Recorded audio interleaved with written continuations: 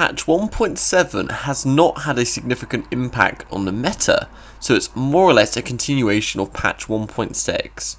I thought this would be a great chance to look at the S tier / tier 1 decks, looking at the key cards in these decks as well as the important interactions. This video is Best Meta Decks patch 1.7. This video has been done in collaboration with Bomber TV, so a massive shout out to him. Mid-range strategies can finally shine as aggressive and control strategies are not as oppressive as they have been in the past. Mid-range Ashe Sejuani is the best at mid-range in this archetype. The deck is themed around cards that have 5 or more power, so we're looking to utilise cards with this power and using other cards to get the most out of these 5 powered cards. The aim of this deck is to put pressure on early and control the board against aggressive strategies, with probably the best cheap units currently in the meta: Omenhawk, Icevale Archer, and Trifarian Glory Seeker. Ashe is probably the best 4-drop in the game at the moment, as she can carry games by herself. It's very easy to level her up thanks to cards like Brittle Steel and Flash Freeze, for example. Babbling Bird can help you draw a card with over 5 power. Trifarian Assessor will draw a card summoned for every 5 power card you have, and Azarian Trapper can create 5 powered enraged Yetis. Frostbite means opposing cards will temporarily have 0 power. This is perfect for spells like Culling Strike and Reckoning, which instantly kills a unit that has this power through Frostbite effectively. The best cards in this deck have 5 power: Ashe, Sejuani, Avarian Halfguard, and even Trifarian Glory Seeker, which can challenge Frostbite units for quick, easy damage. This deck support will allow you to fully optimise these cards for combat, Frostbite, and buffing. It also has one of the best asymmetric board wipes, meaning only affecting the opponent's side of the board, which is the Reckoning. Play it against an aggro deck as soon as possible for game over for them, and if you time it correctly against other decks, it can still have a huge impact on their board and therefore the game. If you can level up both champions, you can freeze and make the whole opponent's board unable to block, which is effectively GG and you win the game.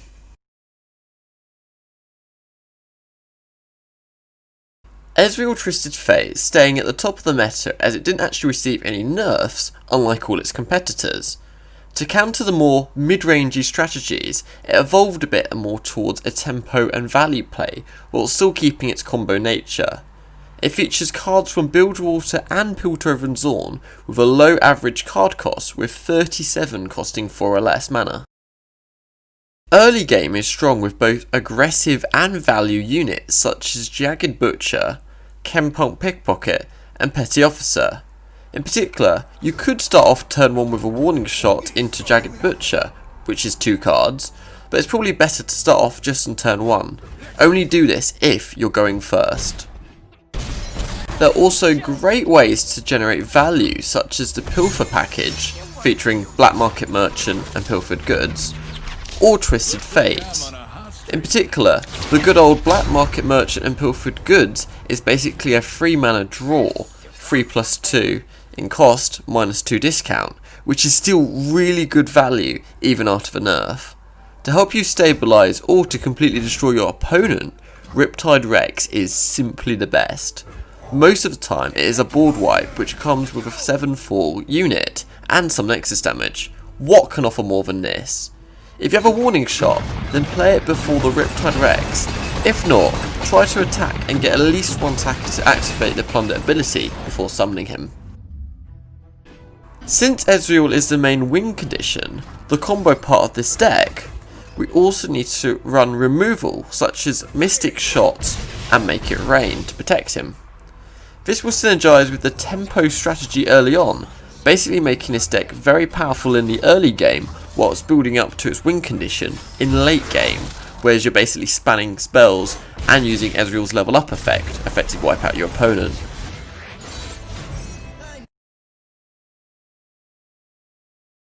Discard Aggro is the new entry in this meta and already gets a top tier spot in my opinion.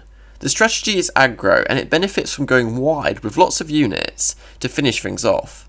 The deck consists mainly of Piltover and Zorn, featuring 10 Noxus cards for support. The deck has a very low average cost, with 32 cards costing 3 or less mana. The two champions in this deck are Draven and Jinx, which both incorporate the discard mechanic into their playstyle in one way or another. With the new Zornite Urchin and Slump Dredger, both have great ways of synergising the discard mechanic with cards such as Vision and Flame Chompers. Further to this, the new drawing cards effects will also help them synergise with cards such as Astute Academic. This can lead to some insane starting hands which can flood the board very early and gain an insane amount of tempo. For example, a turn 1 Astute Academic into a turn 2 Zornite Urchin, which discards into Flame Chompers. This would deal 5 damage and leave 3 bodies on the board to later put your focus onto. Draven is a very good unit on its own, and both has synergy for discard activators. So think through using Spinning Axe to discard Vision, which will basically make it cost 3 less. Or alternatively, discard targets. So think discarding it with Zornite Urchin, Slump Dredger, or Rummage to draw better cards, which you could then use in turn to fuel your hand, which is obviously going to be running out of cards very quickly due to the fast nature of this deck. To top off the curve, Augmented Experimenter is also a very nice way of refilling your hand, and should be used as the last card in your hand. Alternatively, you can also use it to make Jinx level up quicker, and to get out Super Mega Death Rocket faster when she's already leveled up. Also, since Rummage is a burst spell, you can catch your opponent off guard when he tries to remove Jinx with Get Excited. Or a Noxus for example, since making her level up gives her 1 health and can possibly be the difference between her surviving something. Overall, this is a very consistent deck and floats around the 70% win rate mark. It's very quick, where games will likely last 5 minutes, making it the best option to rank up in the current meta if you want to get those basically new ranks quick. The Scouts deck is pretty straightforward, combining the best aggro units from Demacia and Bilgewater. It's basically a mono Demacia deck with a splash of Bilgewater. The cards costs in the deck are very equally spread out, with almost 6 cards costing each of the different mana costs. The early game package is very efficient, featuring Fleet Feather Tracker to challenge units, War Chefs to buff units, and Bright Steel Protector to put barrier on and protect units. The main focus of the deck is to take advantage of the Scout synergy with Misfortune and Quinn's level up effects. The levelling up is just an optional extra to do in this deck, as Misfortune is very easy to remove, and Quinn is basically just not too much of a reward to actually level up herself, and to be honest, she isn't even needed in this deck. She's included there as she's more efficient than some of the other similarly costs Scout units, if I'm honest. The tricks in this deck are particularly strong on Scout units, as they get benefit from 2 attacks, or even 3 if you're using Relentless Pursuit. Valor, which is summoned through Quinn, is a particularly good target for Riposte, as you get multiple attacks with it, and thanks to Challenger, you can basically remove whatever you want, and often win the game almost with this move, so it's actually one of the good things about Quinn. Single combat should be used in response to removal to get even more value.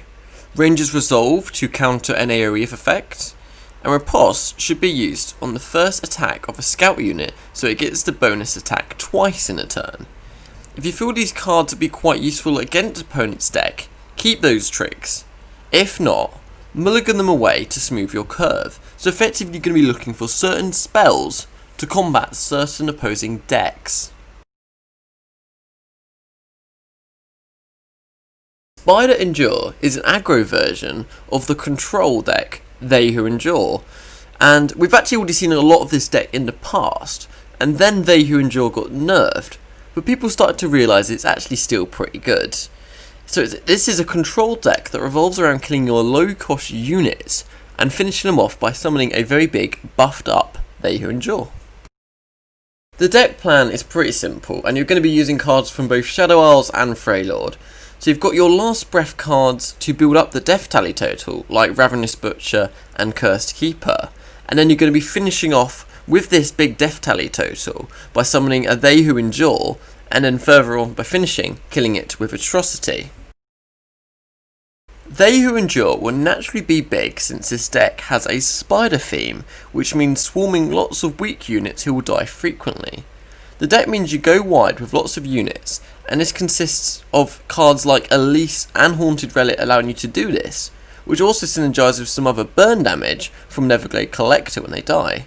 This will also help Callista level up very quick, meaning this deck is also very aggressive, as well as having a control twist. So this is a fun little trick for you guys to try out.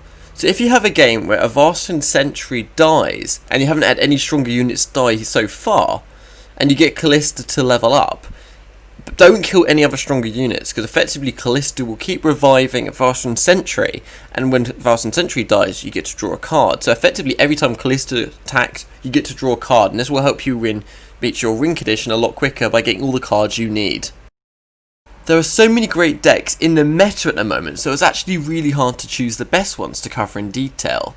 In the end, Bomber I shortlisted these 5 decks as they're a combination of the S tier decks on mobile analytics, and the decks Bomber thinks are deserving of the S tier from his master level experience. He's an extremely great player, and I highly suggest checking him out as he's covered some of these decks on his channel in even greater detail than I covered it in today's video. I would love to know what you guys think is the best deck at the moment, so please leave it in the comments section as I love hearing what you guys think. Thank you very much guys, please like and subscribe, and I'll see you next time.